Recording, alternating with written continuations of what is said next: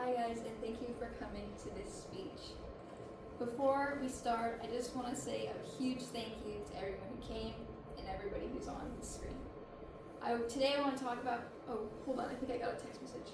Shoot.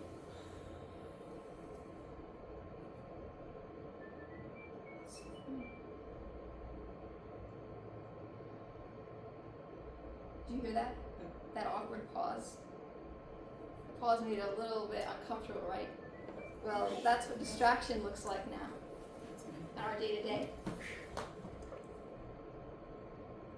You want to know the scariest part? We often don't realize we're getting distracted until we do. Then we get sucked into our phones, and days and hours, or minutes and hours of our lives are gone. It's not just taking away hours and minutes, it's actually rewiring our brains to expect only fast-paced, quick content and not letting us sit in the silence. Our phones, social media, is not just eating away our time, it's eating away our personal lives and how we connect. Whether you're a student juggling assignments, a worker who's trying to balance deadlines, or someone who is just enjoying retirement, distractions don't discriminate. In fact, Nahaya Attia, medical publisher backed by the National Library of Medicine, even noted that when phones are present, we're automatically distracted, whether it be on our counter at home, in the classroom, or on our work table when we're in a meeting. They automatically distract us from what's going on in the room. Now, I can't just stand up here and preach at you guys because I'm a victim of this too. Sometimes I'll get sucked into my phone and hours of my day are gone. But this has really been annoying me, and I wanted to implement some habits so that I would stop doing this and I would start spending more quality time with books and or podcasts.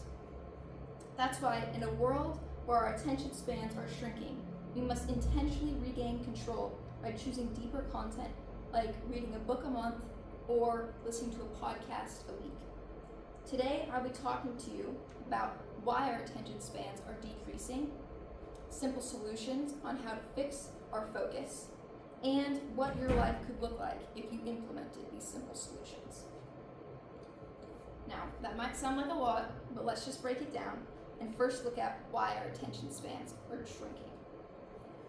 Our shrinking attention spans are kind of scary. In fact, Thais Roberto, publisher for the Keystone Education Group, who has a strong reputation in online education, said that the average Gen Z individual has an attention span of 8 seconds, which is actually lower than a goldfish. That's pretty scary, and that's honestly horrible. Social media and endless scrolling has rewired our brain towards fast content, so we can't sit with boredom, we can't sit with a book, because we automatically get bored. It causes us to have lower focus levels, and so in the job environment, in school environments, you automatically check out. Secondly, your loss of focus and deep thinking. We have seen a viral decrease in this through the new ages because of this fast content. People are losing the ability to sit with a book, focus on a lecture fully, and be okay with boredom. In fact, the scariest and most sad part is we are losing meaningful conversations because people don't have the attention spans to sit through them. These are not just affecting schools or job performance, it's affecting our memory, clarity, creativity, and our relationships. So, that might sound scary, which I hope it does, because I want everybody to take action. But how do we fight back against this? Well, we need to start by rebuilding our focus through simple habits each day. We need to commit to reading one book a month or listening to one podcast a week. Just think, that's just 15 minutes out of your day to read a few pages of a book. That's fine. And you can listen to a podcast while you're walking, driving, at the gym, doing chores. Just make it simple and engaging. Once you start listening to long forms of content, you'll realize how broken your attention span really is, and it might start to annoy you like it did me.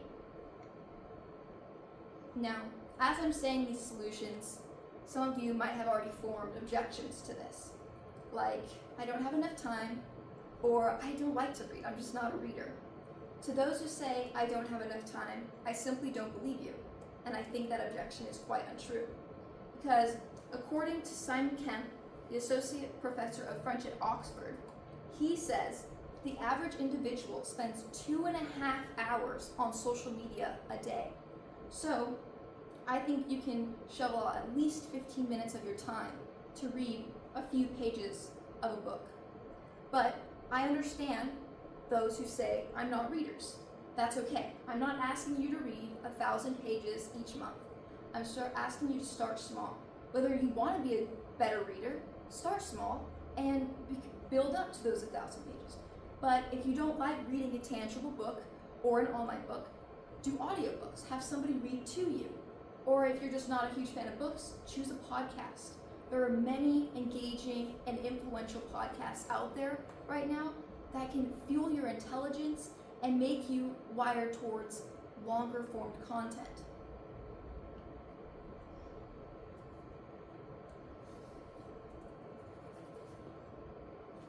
Just think how these minor changes can shape your future for the better or for the worst.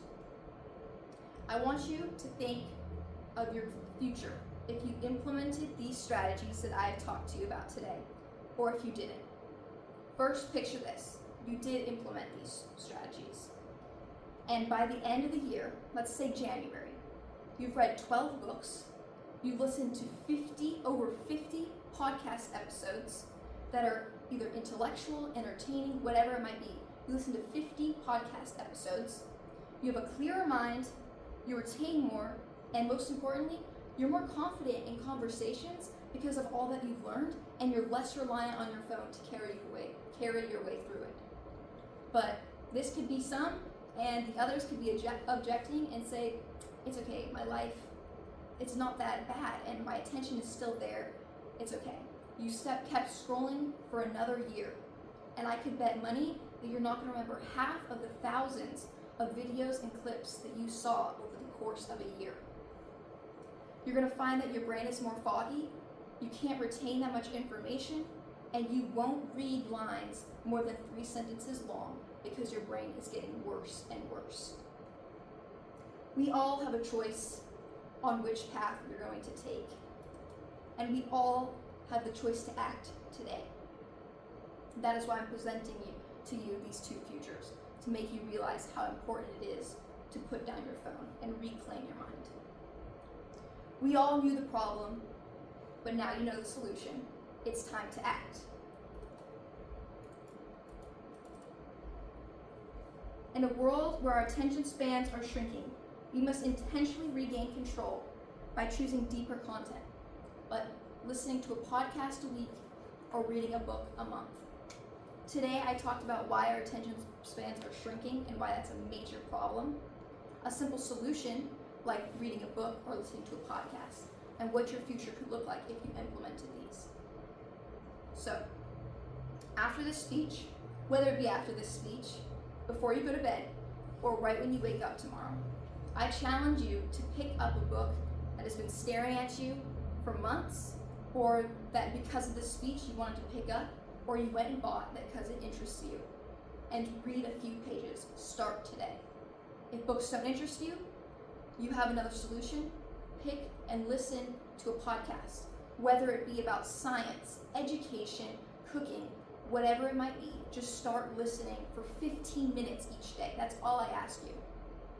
And most importantly and lastly, I want you to write down this goal, whether it be in your notes app, on a sticky note, wherever it might be. Just write it down. Your future self will thank you because you'll come back to it and you'll be proud of yourself. Like, yeah, I did this. And you'll feel proud of what you accomplished. Thank you so much. Do you guys have any questions?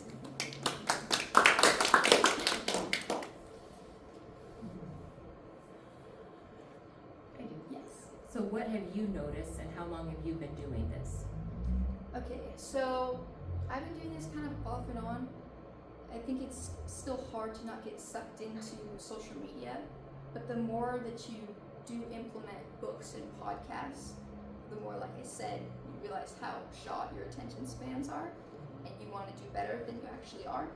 So I've been doing this, like, really paying attention to it, I would say the past, like, couple of years. Not only that I especially realized it in long conversations, I love connecting to people, but I realized I was checking out. So I wanted to bring to the table my full attention on whatever the person was bringing up, and some more conversation to the topic. Like, I know about this because I read this, or just more conversations that are, oh, I saw this clip on Instagram that might not be true, rather than I read it in a book and I know this is true because they're doctors. So that's how long I've been doing this and why I decided to do it. Any more questions? Yes. Does the newspaper count? Yes. But are you doing it 15 minutes per day? Oh, more than that. However long it takes to get through it. Yes. You're doing good.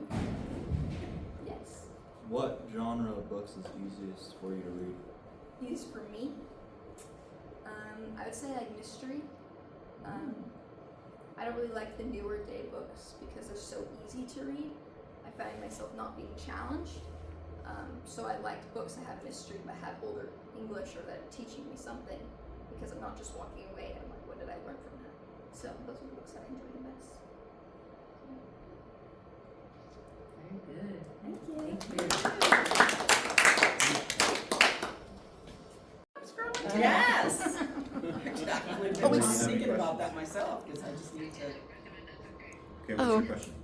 I